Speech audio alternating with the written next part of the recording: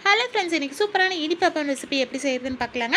இதுக்கு நான் இந்த குண்டா அளவுலேயே வந்து எல்லாமே எடுத்திருக்கேன். நீங்கள் டம்ளர் அளவு கூட எடுத்துக்கலாம். நான் சொல்கிற அளவுலேயே எடுத்துக்கோங்க. சின்ன கப்பில் வந்துட்டு ஒரு 3/4 கப் அளவு வெல்லம் எடுத்துக்கோங்க. அதில் 1/2 கப் அளவு தண்ணி ஊற்றி நல்லா வந்து உருக்கி எடுத்துக்கலாங்க. இது வந்து பாகுபதம் தேவையில்லை, ஜஸ்ட்டு கரைஞ்சா மட்டும் போதும். அதே கப்பில் வந்து 1/4 கப் அளவு கோதுமை மாவு எடுத்திருக்கேன். எடுத்துகிட்டு பாகு ஊற்றும் போதே கரண்ட் வேறு போயிருச்சுங்க. என்னடா இது அரபையும் அமர்க்கலமாக இருக்குன்னு சொல்லி வாயை மூடுறதுக்குள்ளே கரண்டி வேறு தொப்பக்கடின்னு உள்ளே விழுந்துருச்சு. சரி, விழுந்த அப்படியே சொல்லி கலக்கிடலான்னு சொல்லிட்டு நம்மளுக்கு தான் இந்த எங்கேருந்து தான் வரும் இந்த சத்திய சோதனைன்னு தெரியாது. அப்படியே கலக்குனா நல்லா ஈஸியாக தாங்க இருந்தது.